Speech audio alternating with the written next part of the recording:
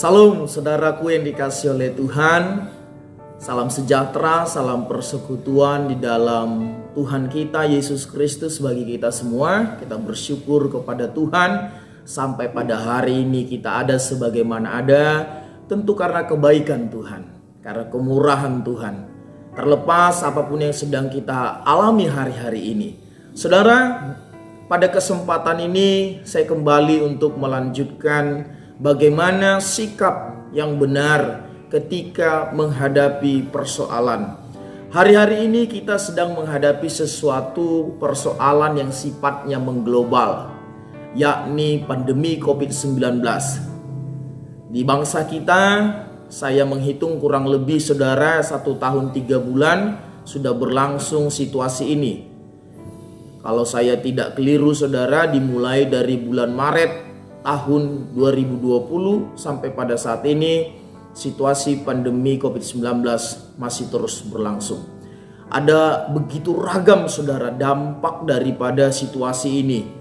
Baik itu dalam aspek ekonomi, dalam aspek sosiologi, dalam kehidupan bermasyarakat dan lain sebagainya, termasuk dalam kehidupan iman Kristen, dalam kehidupan bergereja. Karena ada beberapa waktu kita melihat gereja-gereja harus beribadah secara online, tidak dapat melaksanakan ibadah secara onsite. Tapi saya mau ingatkan kepada kita, Tuhan kita tetap Immanuel.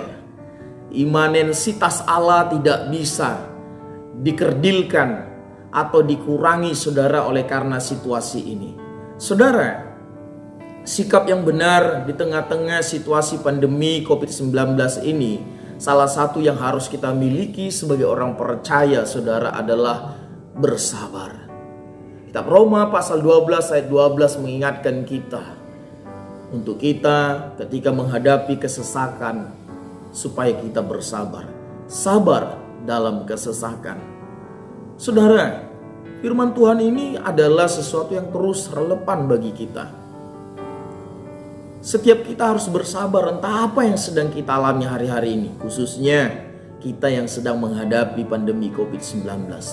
Lalu mungkin ada di antara saudara yang bertanya atau berkata dalam hati, bagaimana saya mau bersabar lagi? Oleh karena COVID-19 ini ekonomi saya begitu tergoncang. Sulitnya mendapatkan pekerjaan. Sulitnya untuk mendapat sesuatu yang bersifat material. Gak tahu entah berapa lama lagi. Apakah saya akan bertahan? Apakah saya mampu? Keluarga saya harus dihidupi. Anak-anak harus dibiayai pendidikannya dan lain sebagainya. Saudara, saya mau sampaikan 3 hal pada kesempatan ini. Apa yang menjadi dasar kita untuk bersabar di tengah-tengah situasi pandemi COVID-19 ini. Dasar yang pertama untuk kita bersabar adalah dalam kitab 1 Korintus pasal yang ke-10 ayat 13 dikatakan bahwasanya pencobaan-pencobaan yang kita hadapi adalah pencobaan yang biasa. Saudara, ini firman Tuhan. Ini bukan nasihat atau kata-kata bijak yang tidak punya kuasa. Saudara harus meyakini firman Tuhan ini. Apapun yang kita alami hari-hari ini itu biasa. Dan Allah yang akan memberikan jalan keluar kepada kita. Ini dasar kita untuk bersabar. Jangan katakan aku tidak mampu. Jangan katakan aku tidak bisa. Aku mau berhenti saja beribadah. Aku mau berhenti saja menjadi orang percaya. Anda bisa. Anda bisa, saya bisa. Karena tidak akan pernah sesuatu hal Tuhan izinkan melebihi kekuatan kita. Termasuk situasi pandemi COVID-19 ini dengan segala efek dominonya. Yang kedua saudara, dasar kita untuk bersabar. Saya kutip firman Tuhan dari kitab Filipi pasal 4 ayat yang ke-13. Segala perkara dapat kutanggung di dalam Dia yang memberi kekuatan kepadaku. Saudaraku, Paulus banyak sekali mengalami pergumulan, banyak sekali mengalami kesulitan dalam pelayanannya. Tetapi kita melihat kisah perjalanan pelayanan Rasul Paulus. Tidak ada yang dimana dia tidak bisa saudara. Tidak ada di mana kita mendapatinya tidak mampu. Karena apa? Karena Paulus ada di dalam Tuhan. Mari tetap berada di dalam Tuhan. Tetap nyalakan mesbah doanya di rumah-rumah. Tetap saudaraku punya saat teduh dengan Tuhan. Tetap pegang janji-janjinya. Di dalam Tuhan segala perkara dapat kita tanggung, saudaraku. Itu dasar yang kedua untuk kita bersabar. Dasar yang ketiga untuk kita bersabar, saudara yang dikasihi oleh Tuhan.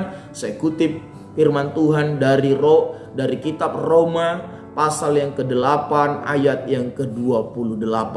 Firman Tuhan di sana, saudaraku, berkata bahwasanya Allah turut bekerja dalam segala sesuatu untuk mendatangkan kebaikan bagi dia, bagi kita yang mengasihi Tuhan. Ingat saudara, kalau Anda adalah orang-orang yang termasuk disebutkan ayat tersebut, yakni orang yang mengasihi Tuhan, percayalah, situasi ini juga akan mendatangkan kebaikan bagi kita.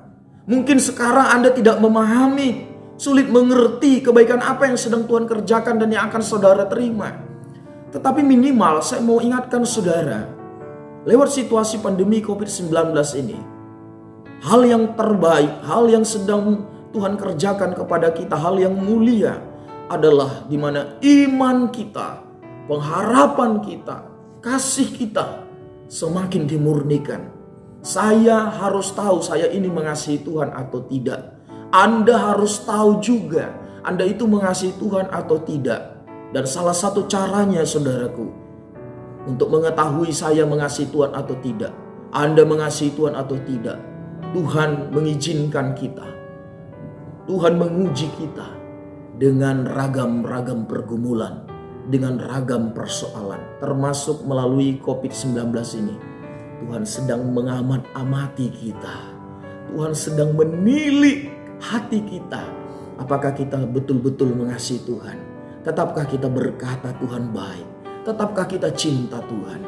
Saudaraku, percayai firman ini.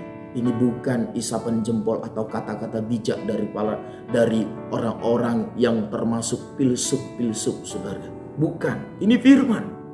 Saya memilih percaya firman. Situasi ini pun akan mendatangkan kebaikan bagi saya. 3 hal ini mari kita pegang dalam hati kita. Mari kita percaya firman Tuhan, supaya kita mampu bersabar. Dan kita mohon pertolongan Roh Kudus atas kehidupan kita. Karena kesabaran itu adalah buah daripada Roh Kudus. Tetap kita mohon Roh Kudus menguasai hati kita, menguasai hidup kita. Terpujilah nama Tuhan. Doa saya saudara tetap sehat dan diberkati Tuhan. Apapun yang terjadi, Tuhan menyertai kita. Tuhan mengasihi kita. Sabarlah dalam segala kesesakanmu. Tuhan tetap mengasihi kita. Tuhan tetap memperhatikan kita. Itu tidak akan melebihi kekuatanmu, dan juga engkau mampu menanggungnya di dalam Tuhan.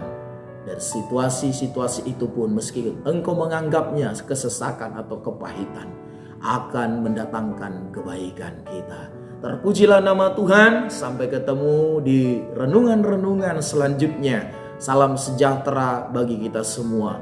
Tuhan Yesus memberkati. Salam.